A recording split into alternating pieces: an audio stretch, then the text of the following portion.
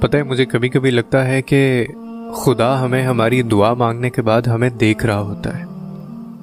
وہ دعا مانگنے کے بعد اس کی قبولیت کا شدت سے انتظار کر رہا ہوتا ہے.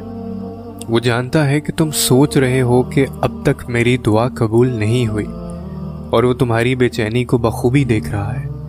وہ دیکھ رہا ہے کہ میرا بندہ دیری کو کہیں انکار تو نہیں سمجھ رہا، کیونکہ وہ جانتا ہے کہ انسان ایسا کرے گا، کیونکہ انسان تو مایوس ہو جاتا ہے.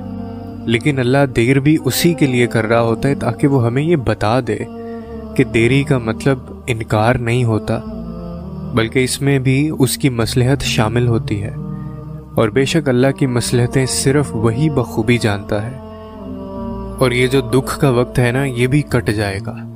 یہ تکلیفوں کا دور بھی ختم ہونے والا ہے.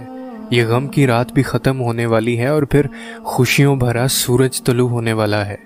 اور بہت جلد تمہیں وہ سب عطا کیا جانے والا ہے جس کے لیے تم نے اللہ کی طرف سے سب تکالیف کو بغیر شکوے کے برداشت کیا. اور تمہارا تحفہ اتنا خوبصورت ہوگا کہ تم کہو گے کہ اے اللہ، تو نے تو میری اوقات سے بھی زیادہ مجھے نوازا ہے. اور بے شک اللہ خوب نوازنے اور دینے والا ہے، وہ بہت غنی ہے. اور یقین مانو، جب تم اس کی طرف سے آزمائش میں ڈالے جاتے ہو نا، تو وہ تمہیں اپنے لاڈلے بندوں میں شمار کرنا چاہتا ہے. وہ تمہارے دل میں اس یقین کو پختہ کر دینا چاہتا ہے کہ اس آزمائش میں بھی میرے رب کی مصلحت ہے.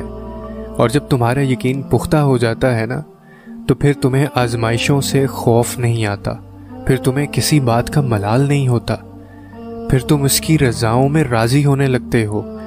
اور جانتے ہو تمہارا رب اس بات پر کتنا خوش ہوتا ہے. اور جب وہ تمہارا اتنا پختہ یقین دیکھتا ہے نا، تو تمہاری خواہشات کو بھی پورا کرتا ہے اور تمہیں اپنے قریب کر لیتا ہے.